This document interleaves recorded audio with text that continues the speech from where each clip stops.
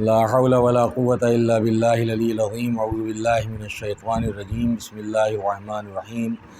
الحمد لله رب العالمين والصلاة والسلام على خير خلقه محمد وآله الطيبين الطاهرين ولعنة الله على أعدائهم أجمعين من يومنا هذا إلى قيام يوم الدين أما بعد فقد قال الله تبارك وتعالى في القرآن الحكيم بسم الله الرحمن الرحيم الحج اشہر معلومات فمن فرض فیہن الحج فلا رفث ولا فسوق ولا جدال فی الحج وما تفعلوا من خیر یعلمہ اللہ وتزودوا فإن خیر الزاد التقوی واتقون یا اولی الالباب۔ ناظرین کرام، السلام علیکم ورحمۃ اللہ وبرکاتہ۔ سب سے پہلے میں آپ تمام حضرات کی خدمت میں ہدیہ تبریک و تہنیت پیش کرتا ہوں کہ پروردگار عالم نے آپ کو توفیق دی اور آپ حج بیت اللہ کا شرف انشاءاللہ حاصل کرنے والے ہیں۔ دعا ہے کہ خداوند عالم آپ کا سفر آسانی سے تمام ہو، آپ آسانی کے ساتھ ان مقامات مقدسہ تک پہنچیں بھی اور بخیریت اپنے وطن واپس آئیں اور تمام اعمال اور ارکان سب آپ کے صحیح طور پر انجام پا جائیں۔ یہ سورہ بقرہ کی آیت نمبر 197 ہے، جس میں ارشاد پروردگار ہے کہ حج چند مقررہ مہینوں میں ہوتا ہے، اور جو شخص بھی اس زمانے میں ہے اسے عورتوں سے مباشرت، یعنی جو بھی حج کرنے والا ہے اسے عورتوں سے مباشرت، گناہ اور جھگڑے کی اجازت نہیں ہے۔ اور تم جو بھی خیر کرو گے، جو بھی بھلائی کرو گے، جو اچھائی کرو گے، خدا اسے جانتا ہے۔ اپنے لیے زاد راہ فراہم کرو، یعنی جو راستے میں کام آنے والی چیزیں ہیں، چاہے وہ مادی اعتبار سے ہوں اور چاہے معنوی اعتبار سے ہوں، اپنے لیے زاد راہ فراہم کرو کہ بہترین زاد راہ تقویٰ ہے، اور اے صاحبان عقل ہم سے ڈرو۔ یہ سورہ بقرہ کی آیت کریمہ تھی۔ اب اس کے بعد پھر امیر المومنین علی علیہ السلام کا ارشاد گرامی ہے کہ اگر حج کا ارادہ کرو تو پہلے کچھ چیزیں جو سفر میں تمہیں تقویت پہنچائیں، یعنی جو تمہارے کام آئیں، جن کی تمہیں ضرورت ہو، انہیں خرید لو، اس لیے کہ اللہ کا ارشاد ہے کہ اگر وہ باہر نکلنے کا ارادہ رکھتے تو اس کے لیے سامان مہیا کرتے۔ یہ بھی خیال کرنا چاہیے کہ یہ جو سفر حج ہے یہ عام سفر جو ہمارے ہوتے ہیں ان تمام سفروں سے بالکل الگ ہٹ کر ہے، اس لیے یہ انسان اپنی مادی ضروریات کے تحت کبھی ایک شہر سے دوسرے شہر کی طرف جاتا ہے، کبھی ایک ملک سے دوسرے ملک کی طرف جاتا ہے، اور یہ سفر بندے کی طرف یا بندے کا بندوں کی طرف ہوتا ہے۔ لیکن یہ جو سفر آپ کو درپیش ہے، یعنی حج کا سفر، یہ بندے کا بندے کی طرف سفر نہیں ہے، بلکہ ایک بندے کا اللہ کی طرف سفر ہے۔ آپ چونکہ مدینہ منورہ بھی انشاءاللہ جائیں گے، 6 معصومین کی زیارات کا آپ کو شرف حاصل ہوگا۔ پیغمبر اکرم حضرت محمد مصطفیٰ صلی اللہ علیہ وآلہ وسلم، صدیقہ طاہرہ حضرت فاطمۃ الزہرا سلام اللہ علیہا، اس کے علاوہ امام حسن علیہ السلام، امام زین العابدین علیہ السلام، امام محمد باقر علیہ السلام اور امام جعفر صادق علیہ السلام۔ لہٰذا گویا یہ حج کا سفر ظاہری طور پر ایک مادی سفر ہے، لیکن اگر دیکھا جائے تو باطنی اعتبار سے یہ ایک معنوی سفر ہے، یہ ایک روحانی سفر ہے۔ جیسا کہ میں نے عرض کیا کہ یہ بندے کا خدا کی طرف سفر ہے، ایک امتی کا اپنے نبی کی طرف سفر ہے، اور ایک ماموم کا اپنے امام کی طرف سفر ہے۔ لہٰذا عام طور پر جو ہم سفر کرتے ہیں اس سے یہ سفر بالکل الگ ہٹ کر ہے۔ اس کے لیے جس طرح سے اس سفر کے لیے ہمیں تیاری کرنی پڑتی ہے، ہم بہت ساری چیزیں مادی اعتبار سے اپنے ساتھ کر لیتے ہیں، لیکن اس سفر میں ہمیں صرف مادی اعتبار سے زاد راہ مہیا نہیں کرنا ہے، بلکہ معنوی اور روحانی اعتبار سے بھی اپنے کو مکمل طور پر تیار کر کے اور معنوی اور روحانی زاد راہ فراہم کر کے ہی ہمیں اس سفر کا آغاز کرنا چاہیے اور یہ سفر شروع کرنا چاہیے۔ چنانچہ اسی حوالے سے امام جعفر صادق علیہ السلام نے عیسیٰ بن ابی منصور سے فرمایا کہ اے عیسیٰ، میں چاہتا ہوں کہ خدا تمہیں ایک حج سے دوسرے حج کے درمیان حج کی آمادگی کرتے ہوئے دیکھے، یعنی حج کے لیے تیاری کرتے ہوئے دیکھے۔ یعنی ہمیشہ انسان کو یہ آرزو ہونا چاہیے، ابھی ماہ مبارک رمضان ختم ہوا ہے، اس کی دعاؤں میں آپ نے یہ دعا کی ہے کہ اس سال بھی اور ہر سال بھی ہمیں حج کی سعادت عطا فرما، اس سال بھی اور ہر سال بھی۔ یعنی اگر اللہ توفیق دے اور انسان کے حالات ایسے ہوں کہ وہ ہر سال حج کر سکے تو بہرحال اسے حج کے لیے ہمیشہ آمادہ رہنا چاہیے، تیار رہنا چاہیے۔ پھر امام نے فرمایا، چھٹے امام کا ارشاد ہے، جو حج کا ارادہ رکھتا ہے اور اس کے لیے تیاری بھی کر چکا ہے، اس کے بعد محروم ہو جائے تو اس کا مطلب یہ کسی گناہ کی وجہ سے محروم ہوا ہے۔ اللہ نہ کرے کہ کوئی وہاں تک پہنچ نہ سکے جو ارادہ کر چکا ہے، خدا اس کے ارادے کو پورا کرے اور بخیریت وہ وہاں تک پہنچے۔ لیکن اگر خدا نخواستہ کسی شخص نے پورا ارادہ کر لیا، سب کچھ ہو گیا، ساری تیاری ہو گئی، اس کے بعد بھی اگر وہ نہیں جا سکا تو اس کا مطلب کوئی نہ کوئی گناہ آڑے آیا ہے اور اسی گناہ کی وجہ سے اسے یہ حج کی سعادت حاصل نہیں ہو پا رہی ہے۔ اس کے بعد سب سے بڑی چیز ہے خلوص۔ پیغمبر اکرم حضرت محمد مصطفیٰ صلی اللہ علیہ وآلہ وسلم کا ارشاد گرامی ہے، آپ نے فرمایا کہ لوگوں پر ایک ایسا زمانہ آنے والا ہے جس میں بادشاہوں اور حاکموں کا حج تفریح کے لیے ہوگا، ثروت مندوں یعنی دولت مندوں کا حج تجارت کے لیے، اور جو مسکین ہیں، غریب ہیں، ان کا حج حاجت طلبی کے لیے ہوگا، یعنی وہ مانگنے جانچنے کے لیے جائیں گے۔ اور اللہ ہم سب کو محفوظ رکھے اور ہماری نیت کو سالم رکھے، ہمارے ارادے کو سالم رکھے اور کسی قسم کا فطور آنے نہ پائے۔ پروردگار بحق محمد و آل محمد علیہ السلام تمام تر شیطانی وسوسوں سے، شیطانی خیالات سے، شیطانی افکار سے، شیطانی عقائد و اعمال و کردار سے ہم سب کو بحق محمد و آل محمد محفوظ رکھے اور ہم خلوص کے ساتھ تمام اعمال و ارکان بجا لائیں، فقط اور فقط قربتاً الی اللہ، رضائے پروردگار کے لیے، اپنے معبود کا حکم بجا لانے کے لیے اور اس کی خوشنودی کے لیے۔ پانچویں امام محمد باقر علیہ السلام ارشاد فرماتے ہیں، جناب رسول خدا نے اپنا سامان سفر اپنی سواری پر رکھ کر فرمایا کہ یہ وہ حج ہے کہ جس میں ریاکاری اور شہرت طلبی نہیں ہے۔ یعنی حج کے بعد آنے کے بعد فوراً ہی اپنے آگے الحاج اور حاجی کہلانے لگنا یا کہنے لگنا، ظاہر ہے کہ یہ سب چیزیں کہیں نہ کہیں دکھاوے میں شامل ہو جاتی ہیں، تو ہمیں ان سب تمام چیزوں سے بھی پرہیز کرنا چاہیے، بچنا چاہیے۔ کسی قسم کی ریاکاری اور دکھاوا ہمارے کسی عمل سے ظاہر نہ ہو، بلکہ ہمارا ہر عمل، ہر کام خوشنودی خدا کے لیے اور رضائے پروردگار کے لیے ہونا چاہیے۔ پھر امام جعفر صادق علیہ السلام کا ارشاد ہے کہ حج دو قسم کا ہوتا ہے، ایک اللہ کے لیے، ایک لوگوں کے لیے۔ بس جو اللہ کے لیے حج کرتا ہے اس کا اجر و ثواب خدا پر ہے کہ اس کو اس کے بدلے میں جنت عطا فرمائے، اور جو لوگوں کے لیے حج کرتا ہے اس کا اجر و ثواب یعنی اس کا بدلہ قیامت کے دن لوگوں کے ذمے ہے، کہ جب اس نے اللہ کے لیے کیا ہی نہیں، اللہ تو اسی کام کا، اسی عمل کا بدلہ اور جزا دے گا کہ جو کام اس کے لیے کیا گیا ہے، لیکن جب ہم نے اس کے لیے کیا ہی نہیں تو جن لوگوں کے لیے کیا ہے پھر ظاہر ہے کہ ہمیں بدلہ بھی انہی لوگوں سے ملنا چاہیے اور انہی لوگوں سے لینا چاہیے۔ اس کے بعد پھر مناسک حج کا سیکھنا، اس میں پروردگار ہم دونوں کو اپنا مسلمان، اس میں جناب ابراہیم کی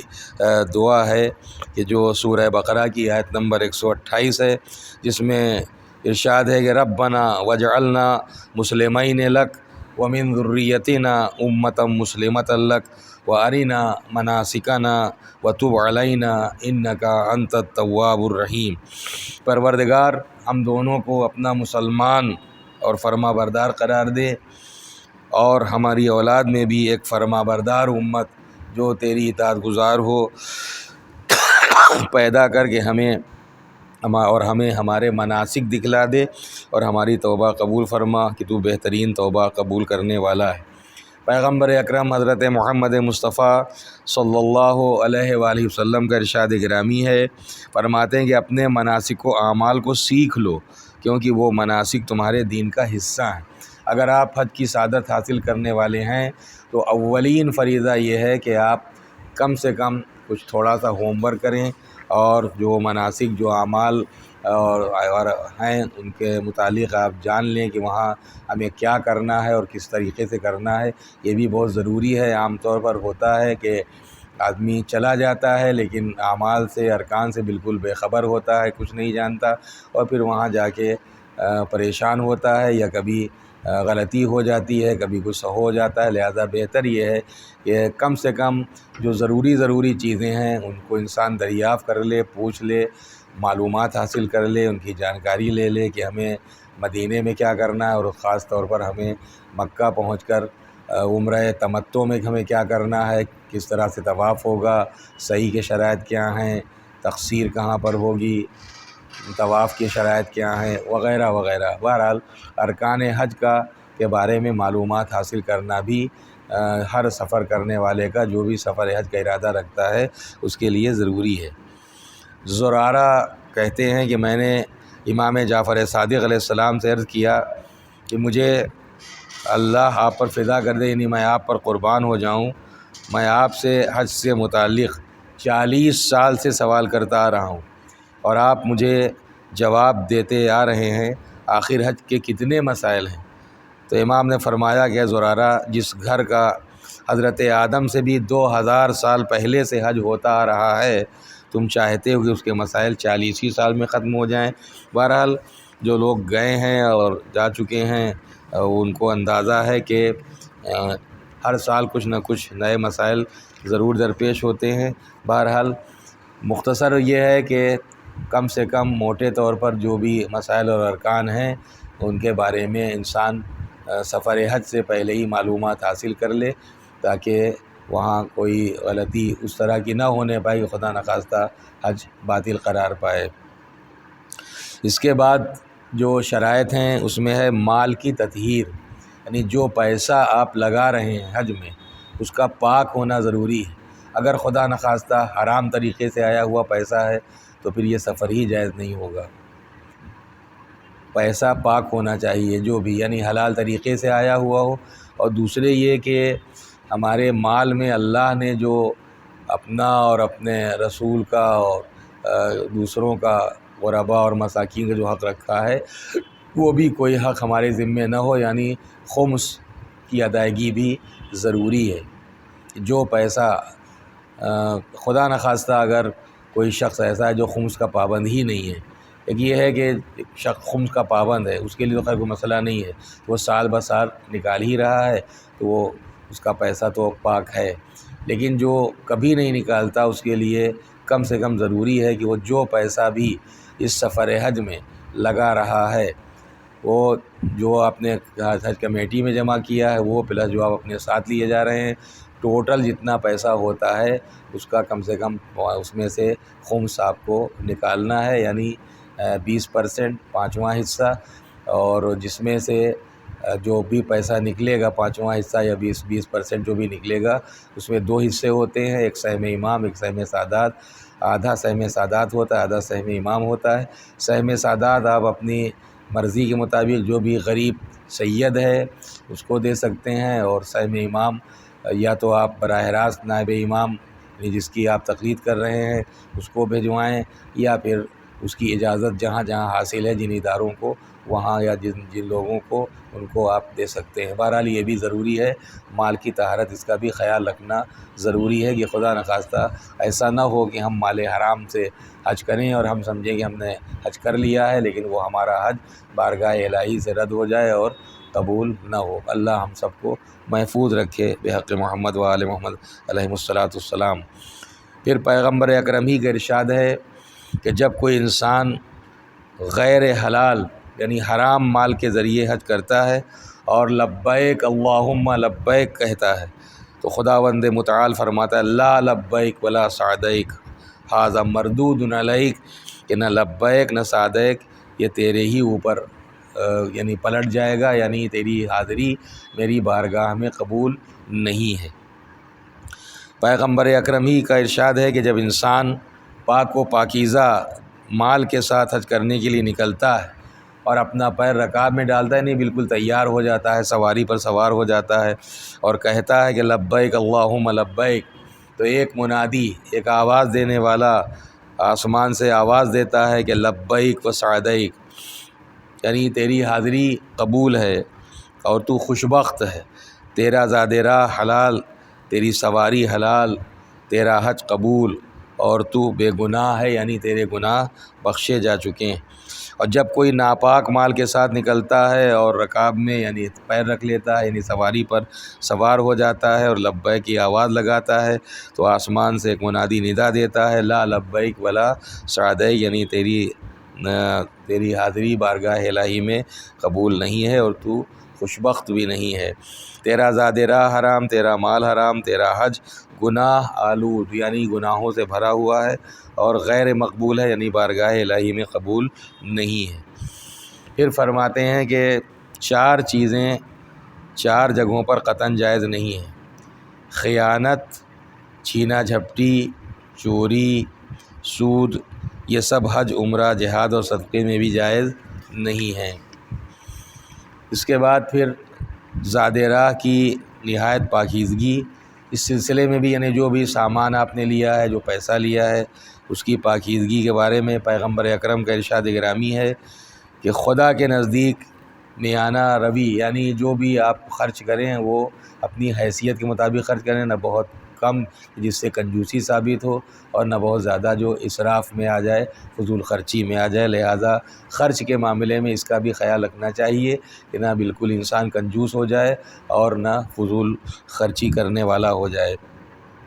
خدا کے نزدیک میانہ روی سے پسندیدہ کوئی خرچ نہیں ہے۔ اللہ سوائے حج اور عمرے کے ہر شے میں فضول خرچی کو ناپسند کرتا ہے۔ خداوند متعال حلال روزی حاصل کرنے والے خرچ میں میانہ روی، یعنی درمیانی راہ اختیار کرنے والے یا نیکی کو مقدم رکھنے والے مومن پر رحمت نازل فرمائے۔ پھر پیغمبر اکرم ہی کا ارشاد ہے کہ ہر نعمت کا صاحب نعمت سے سوال ہوگا سوائے جہاد اور حج میں صرف ہونے والی نعمت، یعنی جو پیسہ آپ حج میں صرف کر رہے ہیں اس کے بارے میں بارگاہ الہی میں آپ سے کوئی پوچھ تاچھ نہیں ہوگی اور آپ سے کوئی سوال و جواب نہیں ہوگا، اس لیے کہ ایک بہترین راہ میں آپ کا پیسہ جا رہا ہے، رضا پروردگار کے لیے، خوشنودی خدا کے لیے، حکم پروردگار کو بجا لانے کے لیے آپ اپنا مال صرف کر رہے ہیں۔ لہٰذا اس سلسلے میں آپ سے بارگاہ الہی میں کچھ بھی سوال ہونے والا نہیں ہے۔ پھر امام زین العابدین علیہ السلام فرماتے ہیں، بلکہ شیخ صدوق علیہ الرحمہ کا یہ قول ہے کہ جب امام زین العابدین علیہ السلام حج یا عمرے کی غرض سے مکے کا سفر کرتے تھے تو پاکیزہ ترین زاد راہ، یعنی صاف ستھری چیزیں، پاک و پاکیزہ چیزیں اپنے ساتھ لیتے تھے، اور جو کچھ بھی کھانے پینے کی چیزیں اس میں مثلا اس میں ہے کہ کچھ بادام، کچھ شکر، کچھ کھٹا میٹھا آٹا، ستو وغیرہ، اب جو بھی آپ اپنے کھانے پینے کی چیزیں ساتھ میں لے سکتے ہیں، لیکن پاک و پاکیزہ وہ بھی آپ لے سکتے ہیں۔ امام جعفر صادق علیہ السلام جب اپنے گھر سے یا حج یا عمرے کی ارادے سے فرماتے ہیں کہ گھر سے باہر نکلو تو دعائے فرج پڑھو، دعائے فرج ظاہر کتابوں میں موجود ہے، وہ آپ پڑھ سکتے ہیں۔ بہرحال بہت ساری چھوٹی بڑی دعائیں ہیں اور ان تمام چیزوں کا بہرحال ہمیں خیال رکھنا چاہیے۔ دعا اگر آپ نہیں پڑھ سکتے خود اپنی زبان میں دعا مانگ سکتے ہیں، اور کہ پروردگار عالم ہمارے اس سفر کو آسانی سے تمام کرے اور جو بھی ہماری نیک خواہشات اور ضرورتیں ہیں وہ پوری ہوں، ہماری دعائیں اس کی بارگاہ میں مستجاب ہوں، ہمارے اعمال قبول ہوں، ہماری نمازیں قبول ہوں، اور جو ہمارے ارکان ہیں وہ صحیح طور پر انجام پا جائیں۔ بہرحال یہ دعا ضرور ہونا چاہیے کہ تمام ارکان صحیح طور پر انجام پا جائیں، کسی قسم کا سہو اور نسیان و غلطی نہ ہو، اور حج اس طریقے سے انجام پائے کہ اس کی بارگاہ میں قبولیت کا شرف حاصل کر لے۔ حج کے دوران جن چیزوں کا خیال رکھنا ضروری ہے اس میں سب سے پہلے ہے حسن اخلاق۔ بہرحال یہ ایک دوسرا چیپٹر یہاں سے شروع ہوتا ہے انشاءاللہ۔ یہ جو شائستہ حج کے دوران بعض شائستہ امور کا بیان ہے، یہ انشاءاللہ ہم کل آپ کی خدمت میں پیش کریں گے۔ وآخر دعوانا الحمدللہ رب العالمین، والسلام علیکم ورحمۃ اللہ۔